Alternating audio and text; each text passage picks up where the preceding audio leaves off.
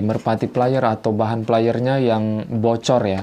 Bocor itu istilah saat terbang atau setelah dia sampai ke lapangan, posisi setelah dilepas, itu duburnya basah ya, ibarat kita bilang ya, duburnya basah atau mengeluarkan kotoran.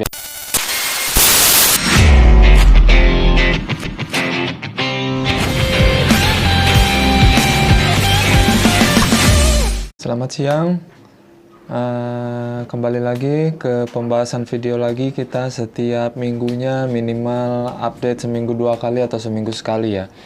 Terima kasih untuk yang sudah subscribe, like, and komennya. Terima kasih untuk penonton baru. Jangan lupa subscribe, karena subscribe itu gratis dan teman-teman juga yang dapat ilmunya. Terima kasih banyak yang sudah menonton, yang sudah mau komen, yang sudah mau like. Tanpa kalian video ini nggak akan maju. Terima kasih banyak semuanya. Oke, pembahasan video siang hari ini ya, kita membahas pertanyaan teman-teman yang memang banyak banget mempertanyakan tentang merpati playernya, atau ya banyak sih biasanya begitu. Pembahasannya atau pembahasan video kali ini membahas tentang masalah seperti itu.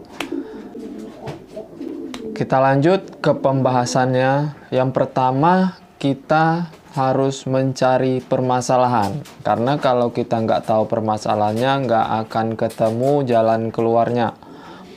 Untuk teman-teman coba perhatikan, biasanya yang saya alami, dulu pernah 1 ekor sih memang itu kondisinya piyik yang terlalu dipaksa.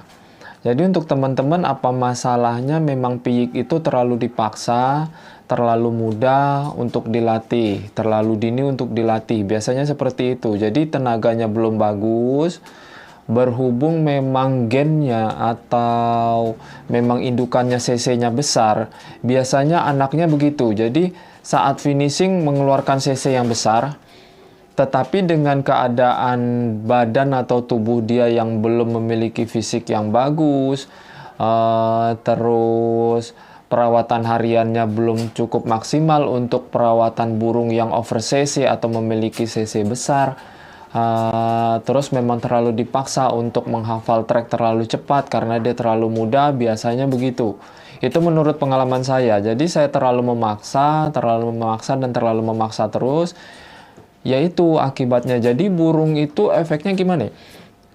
Menurut saya efeknya malah nggak bagus. Jadi saat dia menunjukkan duburnya itu, atau dia membuang kotoran atau duburnya basah, atau permasalahan yang teman-teman katakan itu merpatinya bocor.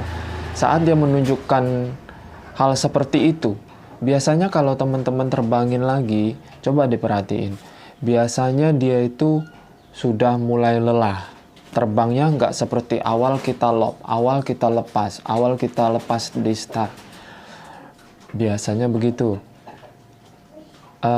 Terus perubahan dari terbang, terus perubahan dari cc saat finishing, biasanya berubah. Karena apa? Karena dia sudah merasa cepet banget kelelahan, karena fisiknya belum sanggup. Jadi saat over cc, penyelesaian over cc-nya atau cc yang dia keluarkan berlebihan saat penyelesaian akhir, biasanya itu yang mengakibatkan bocor pada merpati atau bocor pada dubur merpati ya, mengeluarkan cairan atau mengeluarkan kotoran pada dubur merpati. Karena itu dia finishingnya bukan menahan di kaki ya, itu justru menahan di dadanya tersebut. Jadi di tulang dada, otot tulang dada tersebut mau nggak mau, jadi kakinya sudah nggak kuat, mau nggak mau banting badan. Biasanya begitu, banting badan efeknya nanti larinya ke duburnya basah, atau tadi yang teman-teman bilang merpatinya bocor, biasanya begitu. Untuk teman-teman, saran saya biasanya saya melakukan itu, dulu pengalaman saya, di pengalaman itu terjadi kebocoran seperti itu sih di piyik 2 ya, ketahuan di piyik 2 sudah mulai terlihat kebocorannya. Memang prosesnya agak lama, bikin merpati itu nggak bocor lagi, nanti sudah maksimal lagi, memang agak lama. Menangani atau menangani proses penanganan yang masalah merpati bocor seperti ini, lakukan proses dari nol lagi sampai nanti dia nggak bocor lagi. Jadi kurang lebih permasalahannya, kurang lebihnya kesalahannya seperti yang saya sebutkan tadi ya.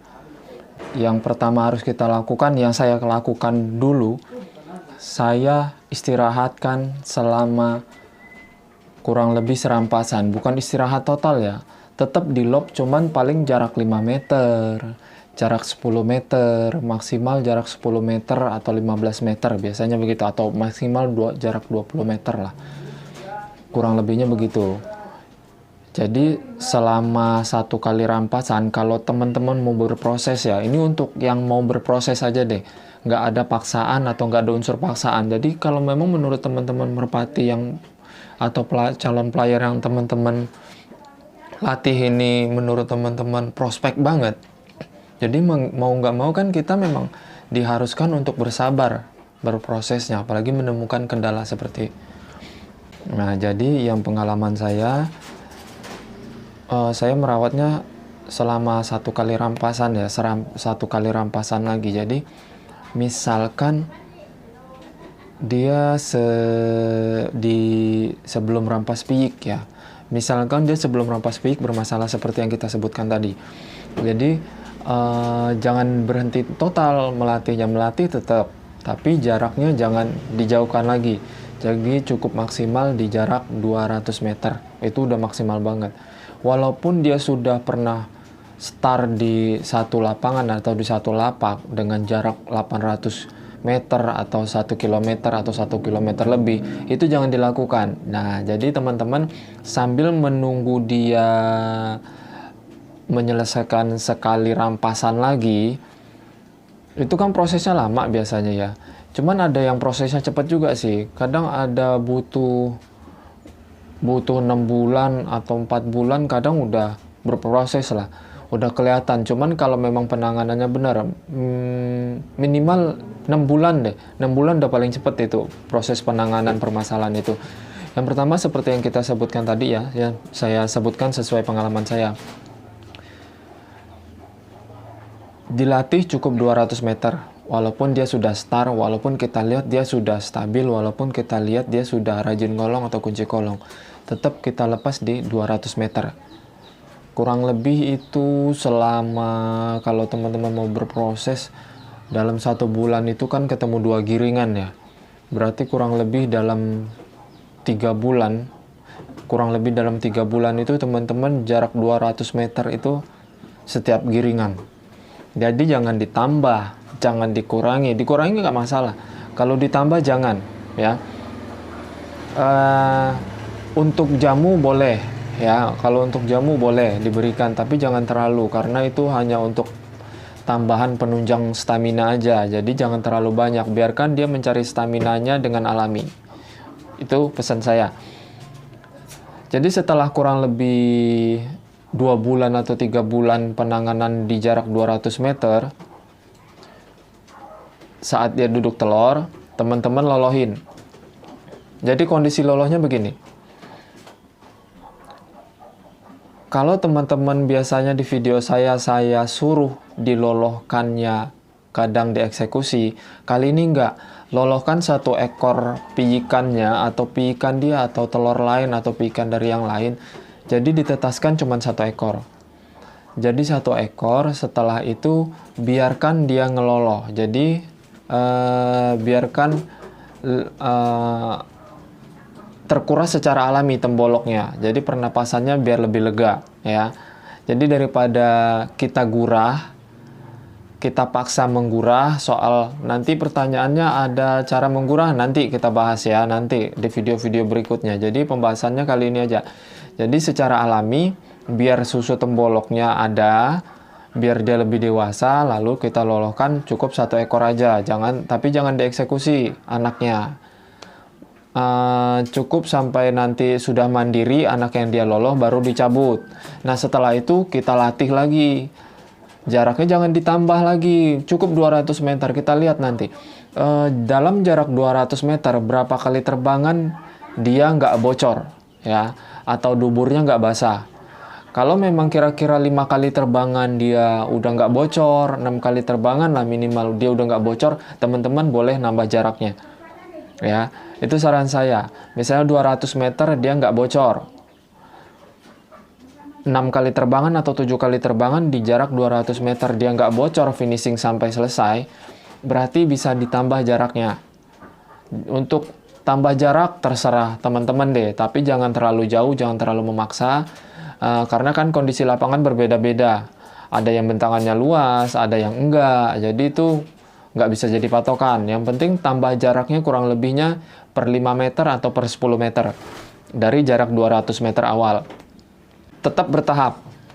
Nanti setelah tambahan 10 meter dari 200 meter yang kita terbangkan tadi, kita tambah lagi 10 meter.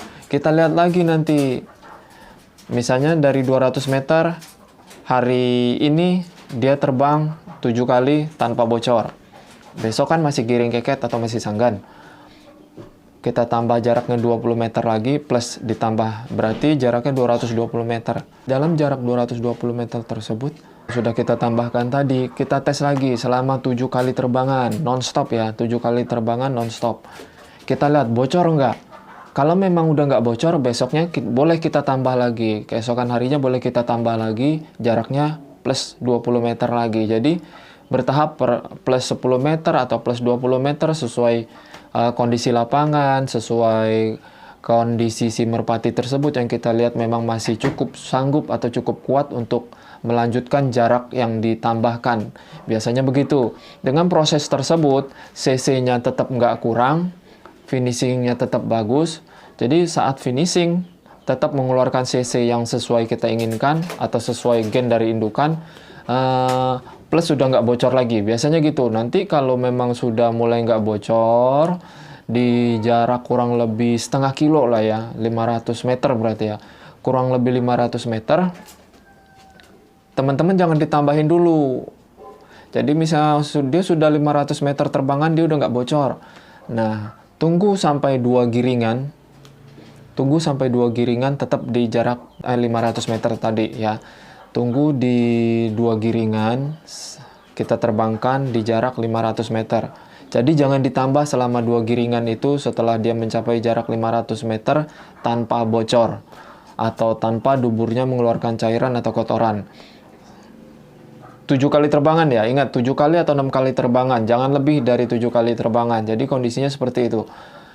Kalau memang nanti di 500 meter setelah 2 giringan kita lakukan hal seperti itu dia udah nggak bocor, saya yakin deh nanti di start berapa kali terbangan pun biasanya dia udah nggak akan bocor lagi dan CC-nya malah bagus. CC-nya bagus, CC-nya maksimal, tenaganya bagus.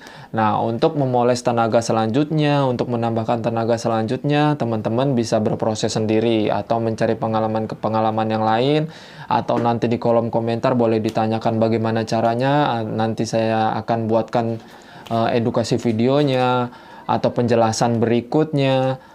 Karena itu penting buat saya. Jadi saran teman-teman saya tampung semua keluhan atau semua masalah teman-teman saya tampung di kolom komentar. Yang sanggup saya jawab atau sanggup saya bikinkan video, pasti saya bikinkan. Untuk teman-teman yang belum terbikinkan videonya, video tutorialnya atau video edukasinya, sabar.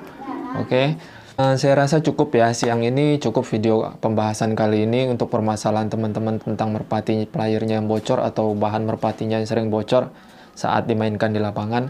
Kalau memang kurang jelas silahkan di kolom komentar. Jangan lupa subscribe, like, and komennya. Jangan bosan-bosan nonton video saya, lihat muka saya nggak apa-apa. Cukup bosan karena di video ini selalu melihat wajah saya, jadi bosan wajar. Tapi untuk ilmu jangan bosan-bosan, oke? Terima kasih untuk yang sudah nonton, yang baru nonton jangan lupa subscribe karena subscribe itu gratis. Terima kasih penonton setia, terima kasih subscribe yang sudah lama, yang dari awal sudah subscribe sampai detik ini, sampai sekarang ini kita sama-sama berbagi ilmu. Terima kasih banyak, salam Merpati Lovers, selamat siang.